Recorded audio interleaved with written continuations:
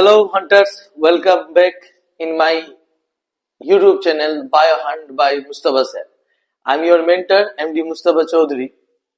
Previous ক্লাসে আমরা chemical control and কোঅর্ডিনেশনের তিনটা ক্লাস করানো হয়েছে, যেটাতে আমরা ভেরিয়েবল এন্ডোক্রাইন গ্ল্যান্ডস গুলোর পজিশন, লোকেশন এন্ড ওদের থেকে বেরানো রিলিজিং হরমোন এবং সেই হরমোন গুলোর ফাংশন মেকানিজম গুলো পড়ে নিয়েছি। ঠিক আছে, সো এটা ফোর্থ ক্লাস।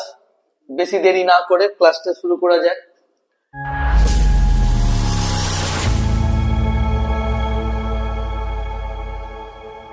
তো আজকের ক্লাসটাতে তোমাদের গিয়ে কেমিক্যাল কন্ট্রোল এন্ড কোঅর্ডিনেশনে আমরা যেটা পড়বো সেটা হচ্ছে, দেখো, পিটুইটারি গ্ল্যান্ডের রিভিশন। হ্যাঁ, পিটুইটারি গ্ল্যান্ডের আমি তোমাদেরকে পড়িয়ে দিয়েছিলাম যে কি এটা স্টক পার্ট আছে। পিটুইটারি গ্ল্যান্ডের এটা কি পার্ট আছে? স্টক আছে। এটা পোস্টেরিয়র পিটুইটারি আছে, এটা পিটুইটারির মিড অংশ আছে, ইন্টারমিডিয়া আছে, আর এটা এন্টেরিয়র পিটুইটারি আছে। কোথাও বুঝতে পারলা? তো আমাদের পোস্টেরিয়র পিটুইটারি পুরো পড়া হয়ে গেছিল, কারণ কি এখান থেকে কি হচ্ছে, স্নায়বিক ডিরেক্ট ক্ষরণ করছে, এ খালি জমা করে আর সেক্রেট করে, এখান থেকে তৈরি হরমোন আছে, আর সেটা হচ্ছে কি এডিএইচ, অ্যান্টিডাইউরেটিক হরমোন, আর একটা কি ছিল, অক্সিটোসিন হরমোন, যেটাকে আমরা লাভ হরমোনও বলছিলাম, তাই না? তো এটা পুরাতন ক্লাস ছিল। আজকে আমরা একটা নিউ স্লাইড নিয়ে সব থেকে প্রথমে যেটা আমি তোমাদেরকে বুঝাবো সেটা হচ্ছে যে কি পার্স, ঠিক আছে, পার্স ইন্টারমিডিয়া যেটা ছিল, পার্স ইন্টারমিডিয়া, ঠিক আছে, ইন্টারমিডিয়া, এখান থেকে একটা হরমোন বেরোয় যেটা হচ্ছে এমএসএইচ, ঠিক আছে, মেলানোসাইট হরমোন। ঠিক আছে, কি নাম আছে? এটা হচ্ছে মেলানোসাইট হরমোন। ঠিক আছে, হরমোন রেসপন্সিবল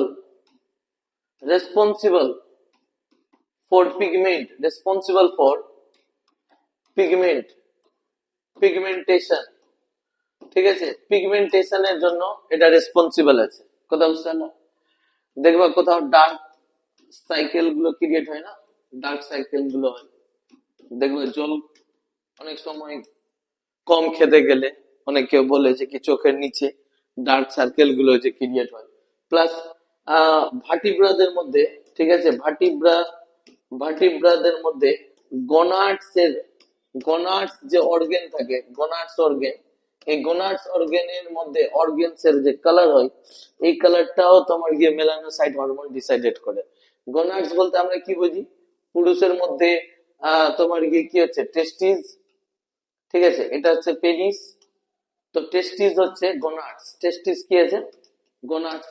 তো গোনাড অর্গান গুলো, এটাকে পুরো গোনাড অর্গান বলবো আমরা। ফিমেলদের মধ্যে কি হয়? ফিমেলদের মধ্যে আমরা কি দেখতে পাই? ভালভা দেখতে পাই। ঠিক আছে, এরকম করে যে বাইরে ভালভা থাকে, এই ভালভাটাকে আমরা কি বলছি? পুরো গোনাডস বলছি। তো এইগুলো অর্গানের যে কালার আছে পিগমেন্টেশন এর জন্যই হয়, মেলানোসাইট হরমোনের জন্য হয়। ঠিক আছে, হায়ার ভার্টিব্রাদের মধ্যে। তো এটা হচ্ছে পার্স ইন্টারমিডিয়া। ঠিক আছে, আর দেখো যেটা মেইনলি বুঝতে হবে তোমাদেরকে সেটা হচ্ছে পার্স এন্টেরিয়ার বা এন্টেরিয়ার পিটুইটারি পড়তে হবে। এন্টেরিয়ার পিটুইটারি, ঠিক আছে, এন্টেরিয়ার কি আছে? পিটুইটারি আছে,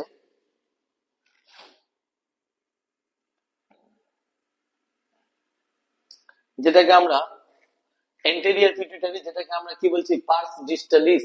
কি বলছি? পার্স ডিস্টালিস। কোথাও বুঝতে পারলাম? পার্স ডিস্টালিস। এই ডায়াগ্রাম যদি আমরা অল্প খানিকটা আবার ড্র করি, তো সাপোজ এই রকমের আছে, এটা স্টক, এটা কি হয়ে যাচ্ছে? স্টক হয়ে যাচ্ছে।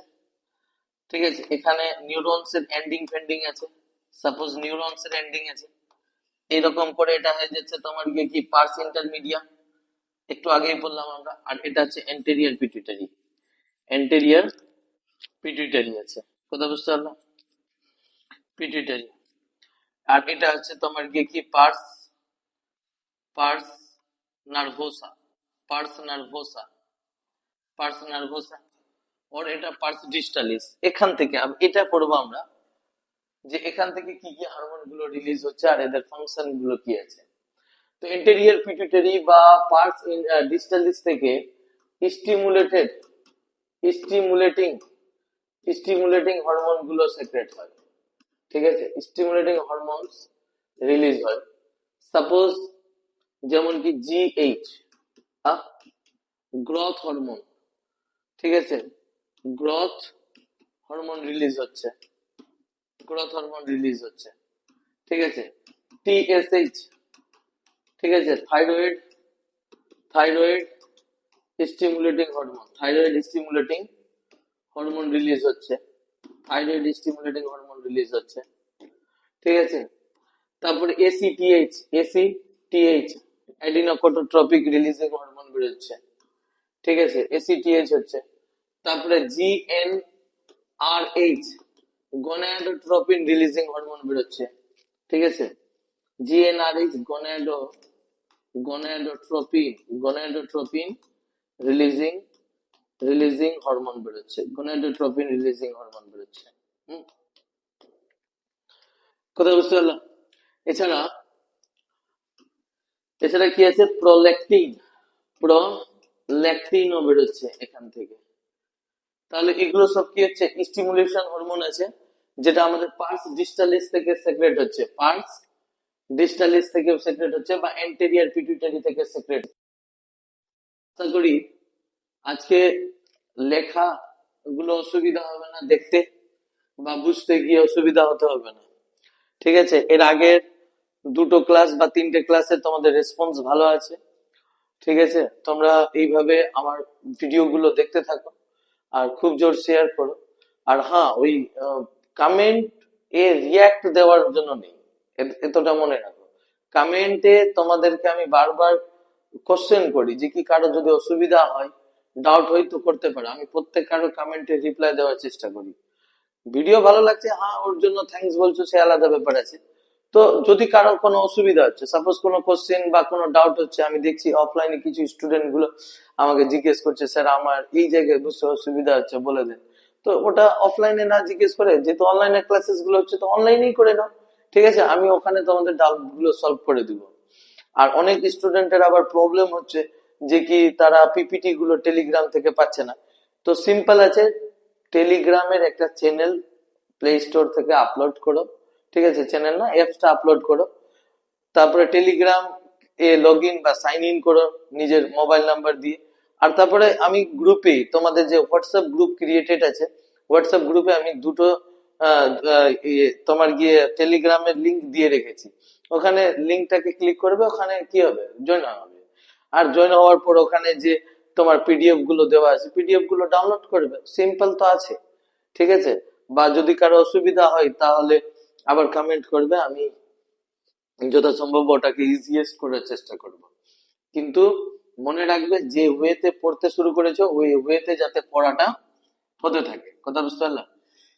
আজকে একটু এনার্জি কম লাগতে হবে। ঠিক আছে, কারণ কি বলা হয়, বলা হচ্ছে যে কি এক তো ঠান্ডার সময়, সকালবেলা। ঠিক আছে, হাত পা একদম জমে যাচ্ছে। আর এত সকাল সকালে এসে রেকর্ড, আর সময় অন্যটা পাওয়া যাচ্ছে না, না তো এই সময়টাই করতে হচ্ছে, সকালবেলায় রেকর্ডটা করতে হচ্ছে। বলে একটু এনার্জি নিয়ে কম্প্রোমাইজ নেই, এনার্জি ঠিকঠাক আছে, বাস তোমাদের এনার্জি ঠিক আসতে গেলেই হলো। ঠিক আছে, আর সমস্ত স্টুডেন্টদেরকে আমার নতুন বছরের শুভেচ্ছা।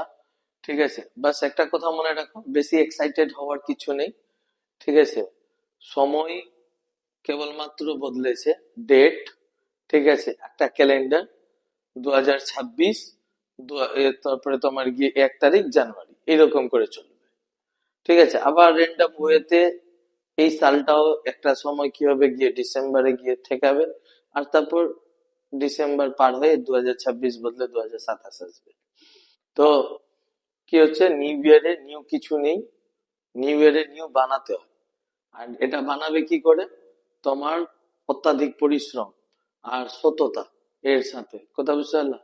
আমি লেগে আছি, তোমরাও লেগে থাকো, বেইমানি করবে না কোনো রকম, এতগুলো পরিশ্রমকে ব্যর্থ করবে না, রিকোয়েস্ট করছি বারবার করে তোমাদেরকে, ঠিক আছে?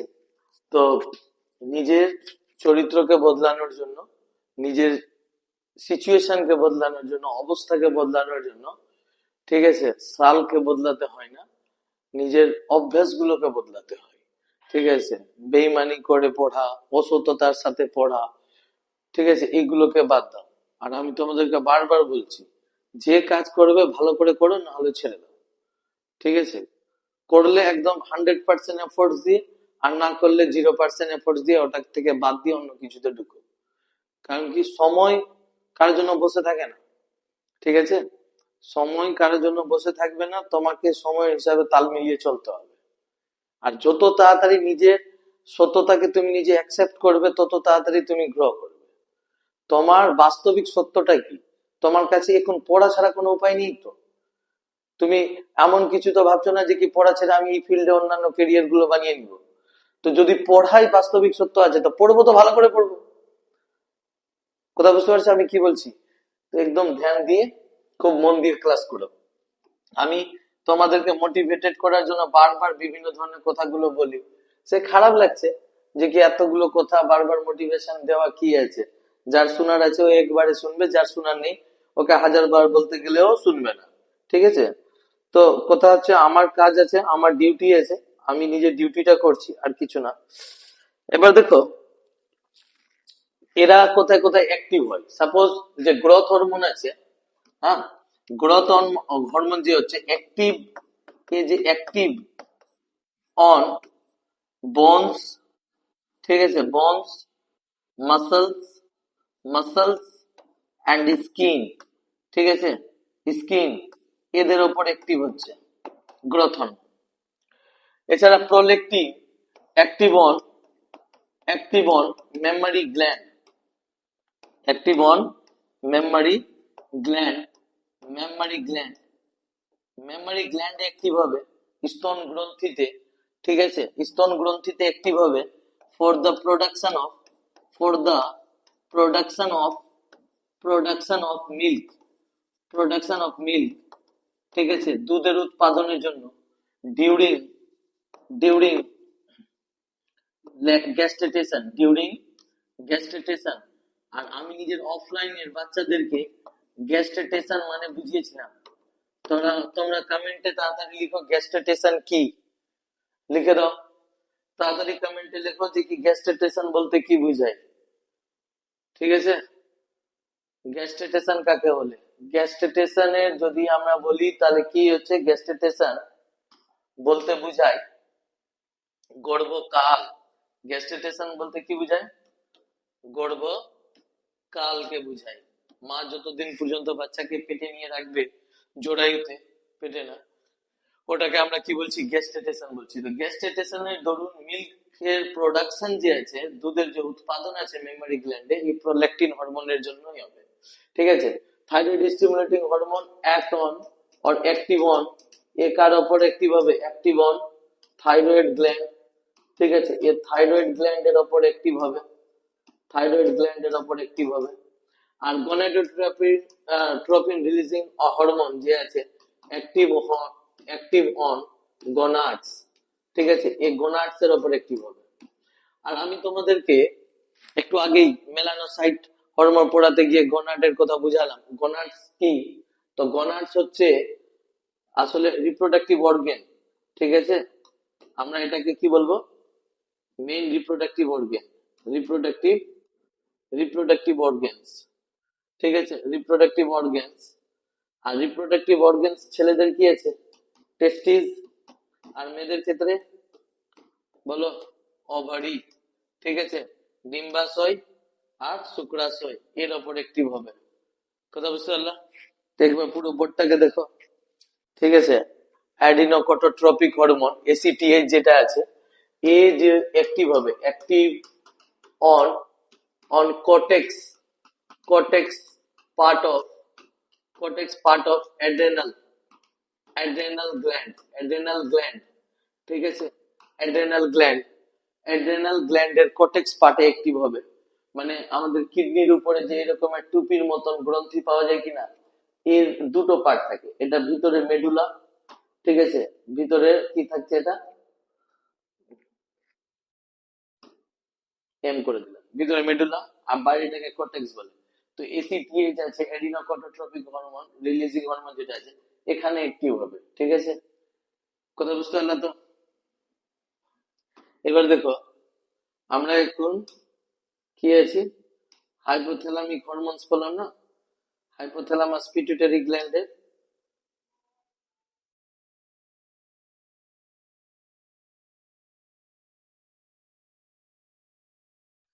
কয় হুম এবার দেখো হাইপোথ্যালামিক হরমোনের কিছুটা পড়তে হবে তোমাদেরকে। হাইপোথ্যালামিক হরমোনের কি পড়তে হবে, সে হচ্ছে হাইপোথ্যালামাস তো সুপ্রিম কমান্ডার আছে না, হাইপোথ্যালামাস থ্যালামাস সুপ্রিম কমান্ডার আছে, ঠিক আছে, সুপ্রিম কমান্ডার। তো এই সুপ্রিম কমান্ডার কাকে কমান্ড করছিল, এই সুপ্রিম কমান্ডার কমান্ড করছিল পিটুইটারিকে, কাকে করছিল, পিটুইটারিকে। তো পিটুইটারি, তো ওর দু টাইপের হরমোনকে আবার হাইপোথ্যালামাস থেকে বের করবে, একটা হচ্ছে রিলিজিং হরমোন আর একটা হচ্ছে ইনহিবিটরি হরমোন, ঠিক আছে। তো রিলিজিং হরমোনে লাগিয়ে দাও GnRH গনাডোট্রোপিন রিলিজিং হরমোন, ঠিক আছে, তারপরে যেটাকে গনাড হরমোন বলছি। তারপরে আর কি হচ্ছে, যেমন প্রোলেকটিন RH, ঠিক আছে, prolactin PLRH prolactin releasing hormone. তারপরে AC, ঠিক আছে, ACTHRH ACTHRH অ্যাডিনোকোটোট্রপিক রিলিজিং হরমোন, ঠিক আছে। তারপরে কি হচ্ছে, গ্রোথ হরমোন রিলিজিং বা growth releasing hormone GHRH GH GRH growth releasing hormone, ঠিক আছে। এগুলো সমস্ত রিলিজিং হরমোন গুলো বের করছে কে, হাইপোথ্যালামাস, কথা বুঝতে পারলাম। তো হাইপোথ্যালামাস এগুলো রিলিজ কেন করছিল, হাইপোথ্যালামাস এগুলো রিলিজ করছিল বাকিদেরকে কি করার জন্য, কন্ট্রোল করার জন্য, কথা বুঝতে পারলাম। তো এগুলো হচ্ছে PLRH ACTRH TSHRH GnRH, ঠিক আছে, TSHRH thyroid stimulating releasing hormone, ঠিক আছে। আর কি আছে, তো তোমার গিয়ে কি GHRH, এই তো লিখেছি, GHRH growth hormone releasing hormone, ঠিক আছে, GnRH, তারপরে prolactin RH ACTRH GHRH TSHRH এগুলো রিলিজিং হরমোন হাইপোথ্যালামাস থেকে সিক্রেট হচ্ছে। আর এদের কিন্তু উল্টা ইনহিবিটরি হরমোন গুলো বেরোচ্ছে, ঠিক আছে, যেমন কি GN, ঠিক আছে, এটাকে কি করে দাও GnIH গনাডোট্রপিন ইনহিবিটরি হরমোন। তারপরে প্রোলেকটিন IH, ঠিক আছে, প্রোলেকটিন ইনহিবিটরি হরমোন ACTHIH, ঠিক আছে, এগুলো সব ইনহিবিটরি হরমোন গুলো আছে যেগুলো কি করছে, রিলিজিং হরমোনকে ইনহিবিটও আবার করছে। কারণ কি পজিটিভ ফিডব্যাকের প্রয়োজন হয়, তোমরা ভালো করেই সবাই জানো পজিটিভ ফিডব্যাক পড়েছ, ঠিক আছে। পজিটিভ ফিডব্যাকটা আমি একবার রিপিট করে দিই খালি, হরমোন পজিটিভ ফিডব্যাক দেখায়। সাপোজ কি হচ্ছে, হাইপোথ্যালামাস, এরকম করে বুঝো, হাইপোথ্যালামাস হাইপোথ্যালামাস আরএইচ বের করলো, তো ও, ঠিক আছে, সাপোজ কি হচ্ছে, thyroid stimulating TSHRH thyroid stimulating, ঠিক আছে, রিলিজিং হরমোন বের করলো এ পিটুইটারিকে, এখান কোথা থেকে বের করবে, পিটুইটারি থেকে বের করবে, আর এ কোথায় অ্যাক্টিভ হবে, থাইরয়েডে অ্যাক্টিভ হবে, থাইরয়েড তখন কি বের করবে, থাইরক্সিন কে বের করবে, থাইরয়েড কি বের করছে তখন, বলো, থাইরক্সিন কে বের করবে। তো আমরা দেখতে পাচ্ছি হাইপোথ্যালামাসের ইনক্রিজ বাড়ছে, তো পিটুইটারিরও ইনক্রিজ বাড়ছে, থাইরয়েডেরও ইনক্রিজ বাড়ছে। আর দেখো থাইরক্সিন, ঠিক আছে, এই থাইরক্সিনের একটা অ্যামাউন্ট পর্যন্ত যদি ব্লাডের মধ্যে এর অ্যামাউন্ট যদি বেড়ে যায়, ব্লাডের মধ্যে যদি এর অ্যামাউন্ট খুবই বেড়ে যায়, তখন একটা ইনহিবিটরি হরমোন আসবে, তো এটাকে ইনহিবিট করবে, হাইপোথ্যালামাসকে ইনহিবিট করবে এগুলো রিলিজ করতে গিয়ে। তো যখন ইনহিবিটরি হরমোন বাড়ছে, তো এইগুলো হরমোনের পরিমাণ কি হচ্ছে, কমছে। কিন্তু আমরা এখানে কি দেখছি, যে হাইপোথ্যালামাস বাড়ছে তো সবাই বাড়ছে, আর হাইপোথ্যালামাস কমছে তো সবাই কমবে। তো এটা হলো পজিটিভ ফিডব্যাক। আর একটা হচ্ছে নেগেটিভ ফিডব্যাক, কি দিকে ব্লাডের মধ্যে এর পরিমাণ বাড়তে গেলে ইনহিবিটরি হরমোন বেরোবে, তখন সবার ক্ষরণকে কি করে দিবে, কমিয়ে দিবে। বা ইনহিবিটরি হরমোন যখনই বাড়লো, থাইরক্সিনের পরিমাণ যখনই লেভেল বাড়লো, হাইপোথ্যালামাসের সেক্রেশন গুলো কি হলো, একটা লেভেলের পর কমে যাচ্ছে। তো এটাকে আমরা কি বলছি, পজিটিভ ফিডব্যাক বলছি। কি বলছি, পজিটিভ ফিডব্যাক বলছি। ক্লিয়ার আছে? আর দেখো, তোমাদেরকে একটা স্লাইডে আমি একটু আর কিছু ডিজিজ গুলোর ব্যাপারে পড়িয়ে দিচ্ছি। তোমাদেরকে কিনা এখন একটু বুঝতে হবে যে গ্রোথ হরমোন যে আছে, এর দুটো ডিজিজ হতে পারে। একটা হচ্ছে hyper secretion related disease, hyper, ঠিক আছে, হাইপার সেক্রেশন রিলেটেড ডিজিজ। আর একটা হচ্ছে হাইপোসেক্রেশন রিলেটেড ডিজিজ। ঠিক আছে? তো দেখো, যেহেতু গ্রোথ হরমোন অ্যাক্টিভ হয় কার ওপর, গ্রোথ হরমোন অ্যাক্টিভ হচ্ছে বোনের ওপর। তো যদি চাইল্ডহুডে, ঠিক আছে, যদি চাইল্ডহুডে ছোটবেলায় কি হচ্ছে, গ্রোথ হরমোন অ্যাক্টিভ বেশি হয়ে যায়, তো আমরা এর ফলে কি দেখতে পাই, জায়েন্টিজম দেখতে পাই। ঠিক আছে? যেটাকে আমরা অতি কায়ত্ত বলতে পারি বাংলাতে। ঠিক আছে, অতি কায়ত্ত বলতে পারি, খুব বেশি লম্বা হয়ে যায় না, যেমন কি গ্রেট খালি, নাম শুনেছো? ঠিক আছে, জায়েন্টিজম। এছাড়া এটা যদি এডাল্টহুডে হয়, ঠিক আছে, এডাল্টহুডে হয়, এডাল্টহুডে হয়, তাহলে এটাকে তখন আমরা অ্যাক্রোমেগালি বলি। অ্যাক্রোমেগালি, অ্যাক্রোমেগালি ডিজিজও বলি, অ্যাক্রোমেগালি ডিজিজও বলি। ঠিক আছে, অ্যাডাল্টহুডে হতে গেলে। আর যদি এর হাইপোসেক্রেশন হয়, তো এর হাইপোসেক্রেশনের ফলে ডোয়ার্ফিজম, মানে খুবই কম বেরোচ্ছে, তো ডোয়ার্ফিজম ডিজিজ হবে, ডোয়ার্ফিজম ডিজিজ হবে। ঠিক আছে? তোমাদেরকে এটা একটু বোঝার জরুরি আছে। ওই তোমার গিয়ে কি হচ্ছে, জায়েন্টিজম আর অ্যাক্রোমেগালি। তো এটা বোঝার জন্য এরকম করে বুঝো, কি ধরে নাও তোমার এটা একটা বোনস আছে। হুম, কথা বুঝতে পারলা? এটা বোন আছে, এটা বোনস আছে। তো বোনসের একটা স্টেম সেল থাকে, একটা বিশেষ বয়সের পর স্টেম সেল গুলো বন্ধ হয়ে যায়। কথা বুঝতে পারলা? মানে এপিফাইসিয়াল প্লেট পাওয়া যায়। আসলে ওদেরকে আমরা কি বলি, এপিফাইসিয়াল, এপিফাইসিয়াল প্লেট থাকে। তো এই এপিফাইসিয়াল প্লেট যদি গ্রোথ করে নেই, ঠিক আছে, এইগুলোতে পাওয়া যায়, এইগুলোতে এপিফাইসিয়াল প্লেট থাকে। তো গ্রোথ করে নেই, তাহলে এরা বনকে একটা জায়গায় নির্দিষ্ট করে দিবে। আর কি হলো, বনের বৃদ্ধি হচ্ছে না, এপিফাইসিয়াল প্লেটের গ্রোথ কমপ্লিট হয়ে গেছে, এটা গ্রোথটা কি হয়েছে, সম্পূর্ণ হয়ে গেছে। আর কি হচ্ছে, হঠাৎ করে জিএইচ বাড়ছে এর বডিতে, আমরা হঠাৎ করে জিএইচ দিচ্ছি, গ্রোথ হরমোন দিচ্ছি। তো বোন তো উপর লম্বা হবে না, বাড়বে না। এবার বোন কি হবে, এইরকম করে বেঁকে যাবে, বেঁকে গ্রোথ হবে। ঠিক আছে? তো কার্ভ বোন, এর ফলে বোনটা কি হয়ে যাচ্ছে, কার্ভ হয়ে যাচ্ছে, কার্ভ বোন। তো এই যে বোনটা কার্ভ হয়ে যাচ্ছে, এটাকে তখন আমরা অ্যাক্রোমেগালি বলি। কি বলি, অ্যাক্রোমেগালি বলি। মানে একটা বিশেষ বয়সের পর আমাদের বোনস এর মধ্যে এপিফাইজিয়াল প্লেট গুলো থেমে যায়, আর গ্রোথ করবে না। ঠিক আছে? এবার গ্রোথ হরমোন যদি এলো, আর এপিফাইজিয়াল প্লেট থেমে আছে, তো ও লম্বা এদিক দুদিকে না গিয়ে কি হবে, পাশে গ্রোথ করতে শুরু করবে বোনস গুলো। তখন বোনস অটোমেটিক্যালি এই হাতগুলো, এই হাতগুলো, এই হাতগুলো সব বেঁকে বেঁকে যাবে, কার্ভ হয়ে যাবে। এটাকে অ্যাক্রোমেগালি বলি। আর গ্রেট খালির মধ্যে দুটোই আছে, গ্রেট খালির মধ্যে জায়েন্টিজমও আছে, আর অ্যাক্রোমেগালিও আছে, হাত পা একটু একটু করে বেঁকে বেঁকেও যাচ্ছে। আর জায়েন্টিজম কি হচ্ছে, যে কি ছোটবেলায় বেরোচ্ছে, যখন তো এপিফাইজিয়াল প্লেটের পজিশনকে দূর করে দিচ্ছে, বলে বোনটা অতিরিক্ত হারে কি হতে থাকছে, বাড়তে থাকছে। আর ডোয়ার্ফিজম বুঝো, এটাকে আমরা কি বলছি, বামনত্ব বলছি। কি বলছি, বামনত্ব বলছি। কথা বুঝতে পারলে? তো এটা হচ্ছে জিএইচ, জিএইচ হরমোনে অত্যাধিক ক্ষরণের ফলে বা কম ক্ষরণের ফলে হওয়ার ডিজিজ। কথা বুঝতে পারলাম? আর যেমন কি ধরে নাও প্রোলেকটিনের ব্যাপারেই আছে, প্রোলেকটিন আছে। তো প্রোলেকটিনের তো বললাম আমি তোমাদেরকে যে prolactin milk milk producer, milk producer কি আছে, মিল্ক প্রডিউসার তোমার গিয়ে হরমোন আছে, ঠিক আছে। তো এর যদি কম ক্ষরণ হয় বা না হয় তাহলে ওই গর্ভকালীন অবস্থায় দুধের উৎপাদন প্রপারলি হবে না। কথা বুঝতে পারলাম? তো আমাদের আজকে একদম ফাইনালি তোমার গিয়ে পিটুইটারি আর হাইপোথ্যালামাস পুরো কমপ্লিট, ঠিক আছে। একবার আমি তোমাদেরকে রিপিট করে দিচ্ছি এই জায়গা থেকে। এই স্লাইডটা দেখো। এখানে আমি কি বলছি, এন্টেরিয়ার পিটুইটারি, এন্টেরিয়ার পিটুইটারি যেটা পাঁচ ডিস্টালিসও বলা যায়, এটা স্টিমুলেটিং হরমোন গুলোকে বের করছে।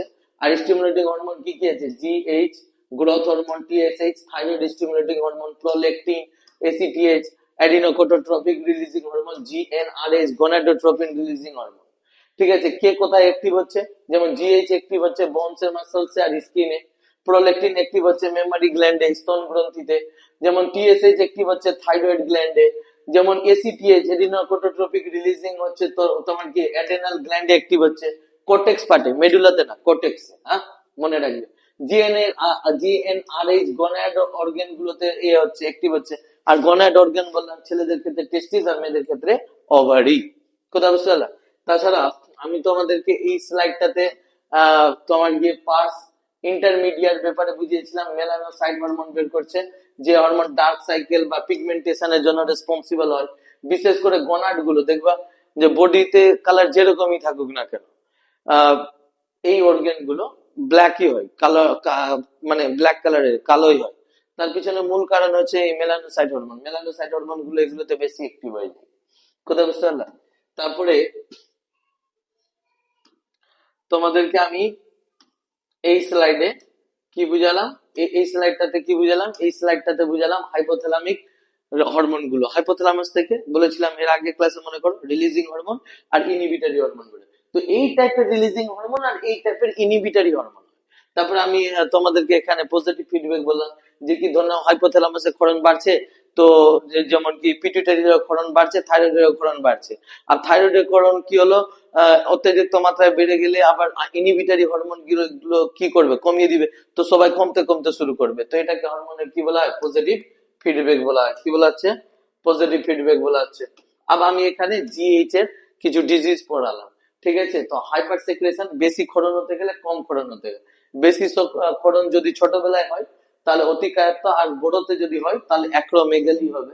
ঠিক আছে, অ্যাক্রোমেগালি কি, হার্ট টেরা হতে লাগবে, কারণ এপিফাইজিয়াল প্লেট চেঞ্জ হবে না। আর ছোটবেলায় এপিফাইজিয়াল প্লেট গুলো বড় হতে লাগবে বলে অতিকায়ত্ত হয়। গ্রেট খালির মধ্যে আমরা জায়েন্টিজমও দেখতে পাবো। গ্রেট খালি, খালিকে চিনো তো, বক্সার রেসলার, ঠিক আছে, আমাদের ইন্ডিয়ান রেসলার, ওর মধ্যে এই দুটো ডিজিজ আছে। ডোয়ার্ফিজম, খুবই ছোট হাইট হয়ে যাওয়া, প্রোলেকটিন কম ক্ষরণ হতে গেলে দুধের উৎপাদন হবে না। তো আমাদের ফাইনালি তোমাদের কি হচ্ছে, পুরো পিটুইটারি আর হাইপোথ্যালামাস কমপ্লিট হয়ে গেল, ঠিক আছে। তো তোমাদের এই ক্লাসেস গুলো বেশি এ করবো না, মানে লং করবো না, এটাকে পুরো আলাদা করে পেজে লিখবে, ঠিক আছে। আর তোমার গিয়ে এটাকে বারবার পড়বে, রিড করবে।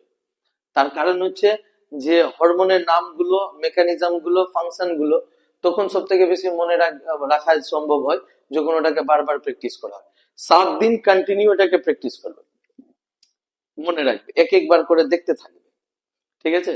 তারপর ঠিক অটোমেটিক্যালি এগুলো সেট হয়ে যাবে। আর বায়োলজিক্যাল টার্ম গুলো তো একটু কঠিন হয়, কমপ্লিকেটেড হয়, ঠিক আছে। তো আমি যত সহজ করে পারছি তোমাদের ক্লাসেস গুলোকে করার চেষ্টা করছি।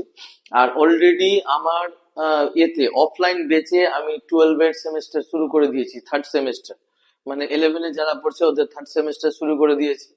তো তোমরা যারা অফলাইনে পড়ছো, অনলাইনে পড়ছো আমার কাছে, আর অফলাইনেও পড়তে ইচ্ছুক, তো তোমরা নিজের ফ্রেন্ডদের সাথে যোগাযোগ করে আমি কোথায় কোথায় পড়াই, আমার কোথায় কোথায় সেন্টার গুলো আছে এগুলো জেনে আমার কাছে অফলাইনেও আসতে পারো পড়তে, ঠিক আছে। আর এটা শুরু করছি খুব তাড়াতাড়ি এই কারণে, যাতে কি তোমার গিয়ে সিলেবাসকে ভালো করে পুরো কমপ্লিট করে বারবার 1-2 বার প্র্যাকটিস করা যায়, যাতে তোমাদের থার্ড সেমিস্টারে 35 আউট অফ 35 আসো। আমার এটাই প্রচেষ্টা থাকবে। আর সমস্ত স্টুডেন্টেরই, ঠিক আছে, সব রকমের পরিশ্রম করব, অনলাইনে করব, অফলাইনে করব, নোটস প্রোভাইডেড করব, তোমাদের যা যা লাগবে, ঠিক আছে, নোটস লাগছে নোটস দিব, বাংলাতে লেখা নোটস লাগবে ওটা দিব, চ্যাপ্টার শেষে আমি কোশ্চেন গুলো দিব, ঠিক আছে, তারপরে তোমাদেরকে পিডিএফ ফর্মে এই ক্লাসেস গুলো আপলোড করে দিব, প্লাস এই ক্লাসেস গুলো থাকবে তোমাদের রিভিশনের জন্য। একদম বেস্ট প্ল্যাটফর্ম কে বানিয়ে আমি দম নিব, বাস তোমাদের সহযোগিতা এবং সাথের প্রয়োজন। কথা বুঝতে পারলাম? বাস পাশে থাকো, ঠিক আছে। ক্লাসগুলো ভালো লাগছে তো একবার যখন ওপেন করবে তো পুরো ভিডিও গুলো দেখে নাও না।